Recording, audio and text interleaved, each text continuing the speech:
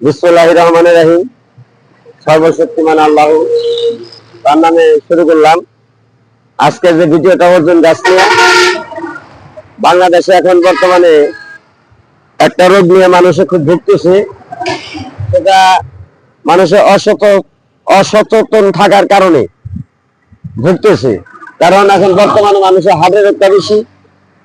এই যে গাছটা দেখতেছেন, লক্ষ লক্ষ মানুষের জায়গা থেকে এই গাছের চামড়া গুলা নিয়ে তারা ভিজা উপকৃত হয়েছে। এটা লোকমানি বিধান। আল্লাহ পাকের কোরআন সত্য, আল্লাহ পাকের গাছ সত্য। তাই আমার ভিডিওটা বেশি বেশি করে শেয়ার করে দিবেন। সবার বাড়ির আঙ্গিনায়, সবার বাড়ির কাছে রোগ হওয়ার আগে ওষুধ খাবেন।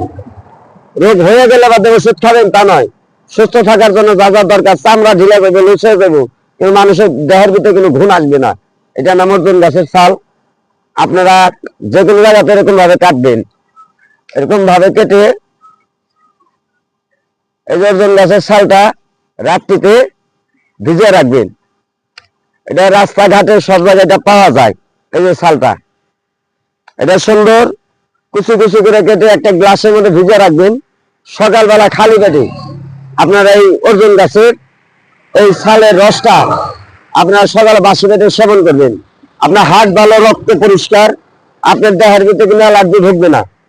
আপনার দেহের ভিতরে একটা চুলকানির একটা গুটাকাটি হবে না। চ্যালেঞ্জ করলাম, সারা বাংলাদেশটা সারা বিশ্ব চ্যালেঞ্জ করলাম। রক্ত পরিষ্কারের জন্য একমাত্র ঔষধ এই পৃথিবীতে আল্লাহ পাক দান করছেন এই গাছের ভিতরে অর্জুন গাছ।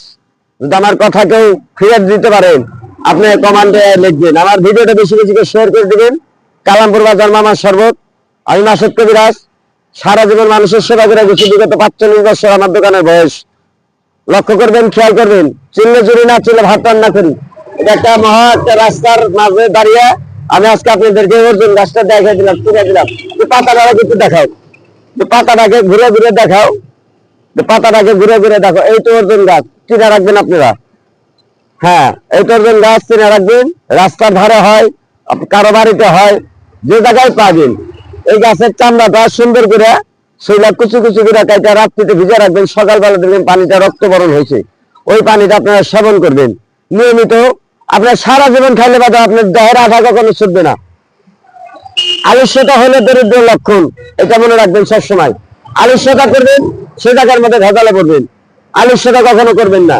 সকালবেলা ঘুমির থেকে হাত মুখটা ধুয়ে বাসি পেটে এই অর্জুন গাছের ছালটার রস এটা আপনারা সেবন করবেন। রাখি, ধন্যবাদ রাখি। আসসালামু আলাইকুম। আমার ভিডিওটা বেশি বেশি শেয়ার করে দিবেন। খোদা হাফেজ।